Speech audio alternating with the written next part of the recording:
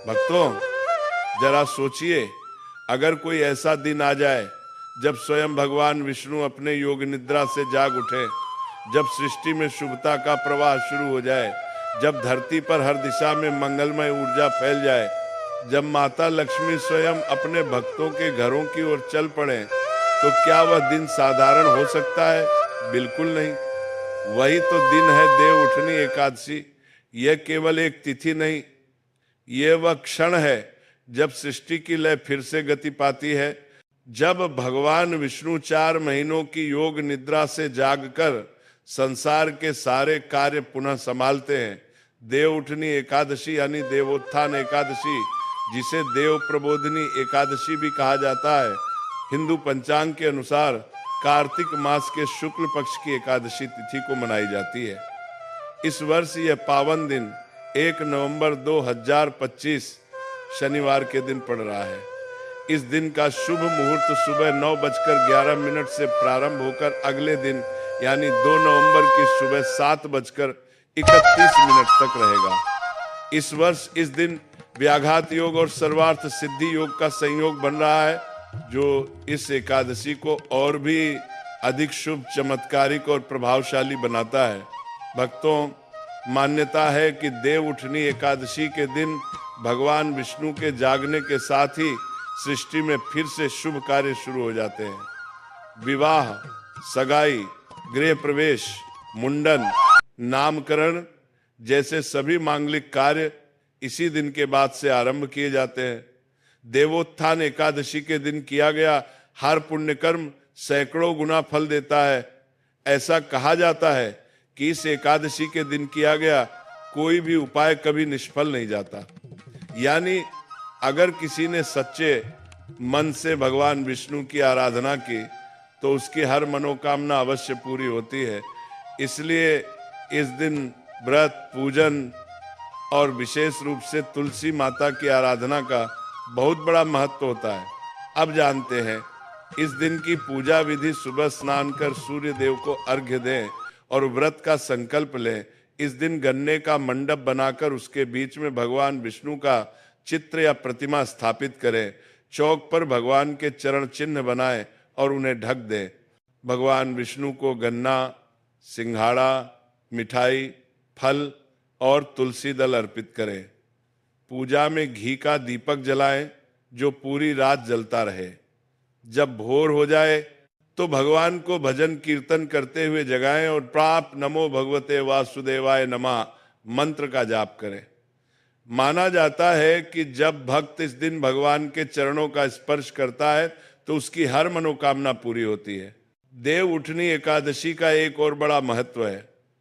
इस दिन भगवान विष्णु का विवाह तुलसी माता से कराया जाता है, जिसे हम तुलसी विवाह कहते हैं। तुलसी माता भगवान विष्णु को अत्यंत प्रिय है। तुलसी को लक्ष्मी का स्वरूप माना जाता है और इस दिन तुलसी विवाह करने से वैवाहिक जीवन में सुख, प्रेम और समृद्धि बनी रहती है। अगर कोई व्यक्ति अपने जीवन में वैवाहिक समस्या झेल रहा है तो इस दिन तुलसी विवाह करवाना या कम से कम तुलसी पौधे की पूजा करना बेहद शुभ फल देता है। भक्तों, ध्यान रखें कि देव उठनी एकादशी के दिन कुछ कार्य ऐसे हैं जो नहीं करने चाहिए।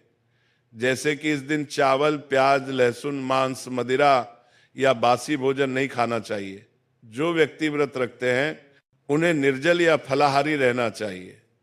वृद्ध या बीमार लोग एक समय फलाहार कर सकते हैं। इस दिन दोपहर में सोना भी मना है, क्योंकि भगवान विष्णु योग निद्रा से जागते हैं और जब भगवान जागे हों तो भक्त को आलस्य नहीं करना चाहिए। ऐसा करने से माता लक्ष्मी नाराज होती हैं। इसके अलावा इस दिन किसी को अपशब्द कहना, झगड़ा करना, किसी के प्रति द्वेष रखना भी पाप माना गया है। अब भक्तों सुनिए, वह सबसे महत्वपूर्ण बात जो आपके जीवन को बदल सकती है। यह वह रहस्य है जो प्राचीन काल में केवल साधु संतों और महात्माओं को ज्ञात था। कहा जाता है कि देव उठनी एकादशी के दिन अगर कोई भक्त तुलसी माता के पौधे को श्रद्धा से छूकर कुछ विशेष शब्द कहे तो उसके घर में साक्षात लक्ष्मी का आगमन होता है। इतना धन और सुख मिलता है कि संभालना कठिन हो जाता है। वो शब्द बहुत साधारण नहीं है, बल्कि वे दिव्यता से भरे हैं। जब आप तुलसी माता को प्रणाम करके कहें जय श्री हरि, जय लक्ष्मी नारायण, तो यह केवल उच्चारण नहीं, बल्कि ब्रह्मांड में आपकी आस्था की तरंगे हैं जो सीधे भगवान तक पहुंचती है। मान्यता है कि तुलसी को छूकर यह नाम लेने से जीवन में धन, सुख और सौभाग्य स्थायी रूप से बस जाते हैं। इस दिन एक और विशेष उपाय है, तुलसी माता को लाल रंग की चुनरी चढ़ाएं। लाल रंग मंगल का प्रतीक है और यह विवाह, धन और शुभ ऊर्जा का संकेत देता है। तुलसी पर लाल चुनरी चढ़ाने से घर में सुख समृद्धि बनी रहती है और नकारात्मक ऊर्जा समाप्त होती है।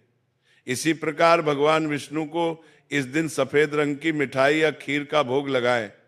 इससे श्री हरि प्रसन्न होते हैं और आपके जीवन में स्थिरता और सुख का आगमन होता है।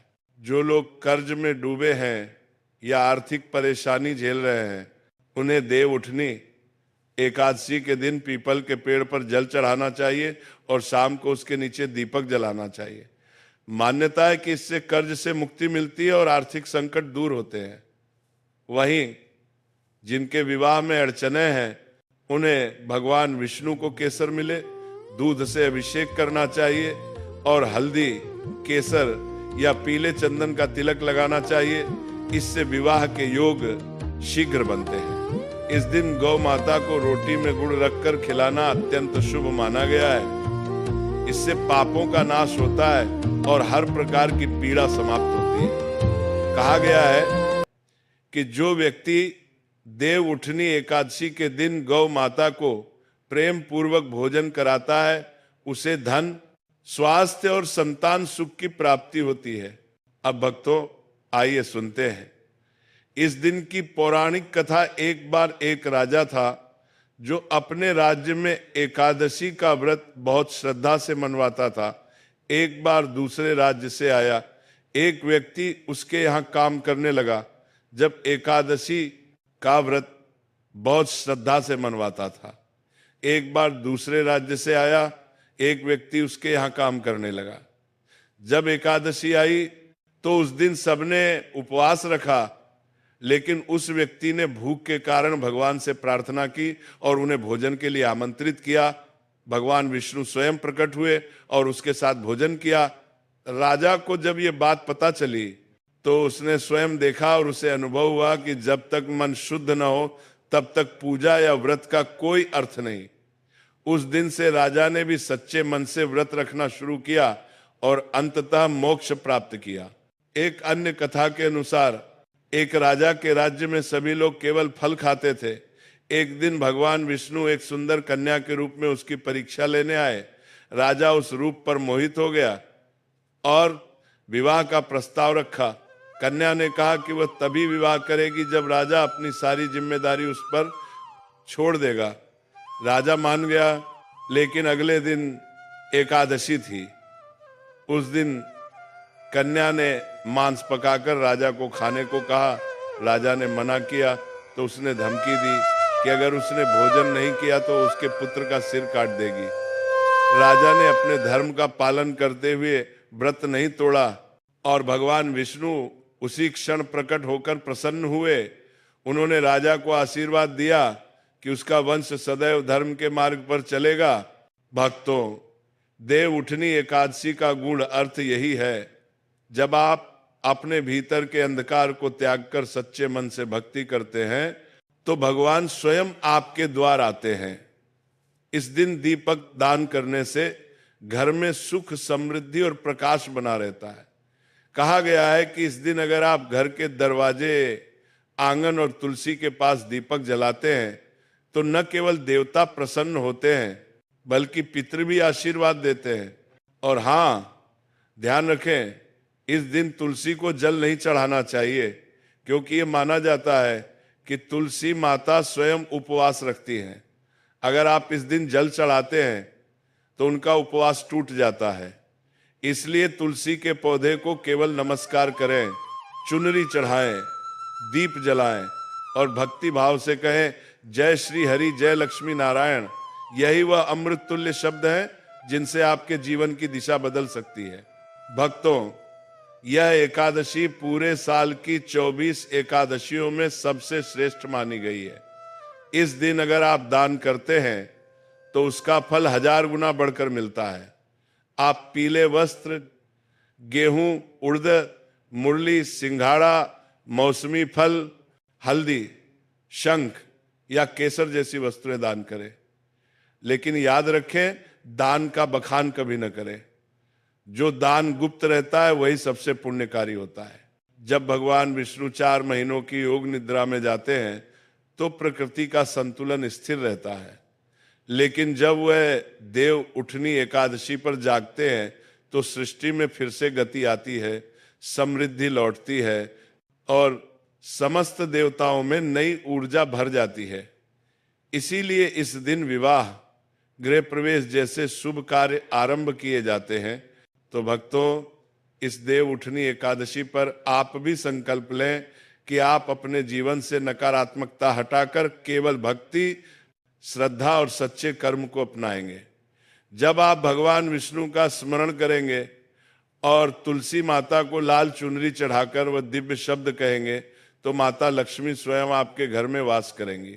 धन, वैभव, सुख और समृद्धि आपके जीवन का हिस्सा बनेंगे और तब आप अनुभव करेंगे कि जब सच्ची निष्ठा और भक्ति होती है तब चमत्कार साक्षात होता है। भक्तों, ये वही दिन है जब ब्रह्मांड की ऊर्जा आपके साथ है। इसलिए इस देव उठनी एकादशी पर आप भी तुलसी माता से कहें, जय श्री हरि, जय लक्ष्मी नारायण, और देखिए कैसे आपके जीवन का हर अंधकार प्रकाश में बदल जाएगा, हर बाधा अवसर में बदल जाएगी और हर इच्छा साकार हो जाएगी। यही देव उठनी एकादशी का रहस्य है, यही इस दिन की दिव्यता है और यही वो अमृत तुल्य ज्ञान है जो आपको जीवन भर सुख, शांति और समृद्धि देता रहेगा।